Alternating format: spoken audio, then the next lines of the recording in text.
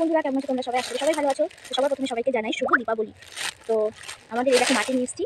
তো এই মাটি দিয়ে আমরা বলতে আমাদের প্রদীপ বানানো হয়, ঠিক আছে? তো এখন প্যাকেট করে মাটি নিয়ে এসেছি। তো এখন তোমাদের সামনে প্রদীপ বানাবো, ঠিক আছে? মাটিগুলোকে আগে ভালো করে ছেড়ে নিতে হবে।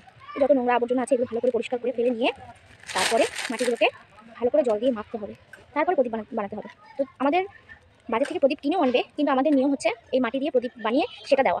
তারপরে মোম কিনে আনা হবে, সেগুলোও জ্বালানো হবে। কিন্তু মাটি দিয়ে প্রদীপ বানানো আমি ছোটোবেলাতেও বানাতাম, তো এখনও বানাই। তোমরা কে কে বাড়িতে কাদের কাদের বাড়ির নিয়ম আছে এরকম মাটি দিয়ে প্রদীপ বানানো, সবাই একটু কমেন্ট করে জানিও, ঠিক আছে? তো আমি তো মাটিগুলোকে ভালো করে ছেনে নেবো, দিয়ে এবার জল দেবো, দিয়ে জল দিয়ে ছানবো। আর কারা মাটি ছানতে না খুব ভালো লাগে, আমি ছোটোবেলায় জল খাতে মাটি ছানতে খুব ভালোবাসতাম। তো প্রত্যেকটা দীপাবলিতে আমি এরকম মাটি দিয়ে প্রদীপ বানাই। তোমরা কে কে বাড়িতে বানাও এরকম মাটির প্রদীপ কে কে বানাও কমেন্ট করে জানাবে, ঠিক আছে? জল দিয়ে মাটিগুলোকে ভালো করে ছানতে হবে। এই মাটি দিয়ে কত কিছুই হয়, তাই না? সাবান বলে দাঁড়া, মাটি দিয়ে সাবান লম্বা দেখে একটা সাবান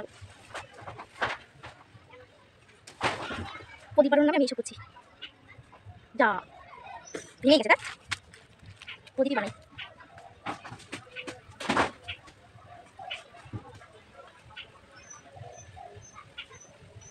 শ্যামা মা কি আমার কালো রে, শ্যামা মা কি আমার কালো।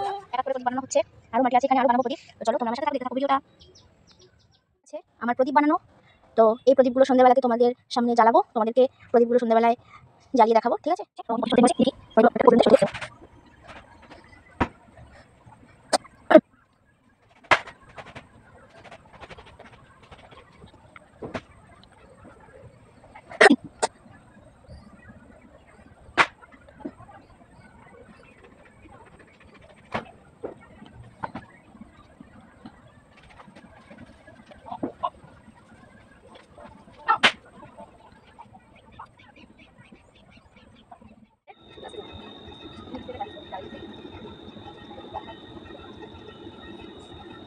আমরা তো ঘিয়ে প্রদীপ দিই প্রথম মাসে, তাই জন্য সব ঘি দিচ্ছি।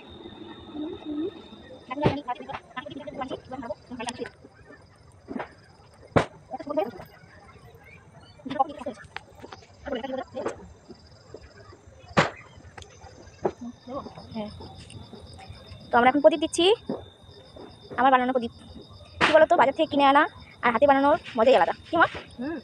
এটা কিন্তু দিয়ে দিসনি? দিয়েছি, সবগুলোতেই ঘি নিয়ে এক ফোঁটা। তাহলে এটা দিদা নিয়ে আসো সেগুলো। হ্যাপি দিওয়ালি, হ্যাপি ভূত চতুর্দশী। চল রাস্তার মোড়ে দিয়ে আসি, চলো। আমি খালি পায়ে কেন? তো খালি পায়ে কেন? খালি পায়ে দিতে হয়, খালি পায়ে মানে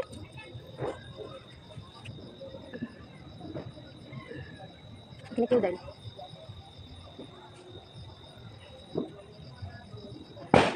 দিয়ে আসো।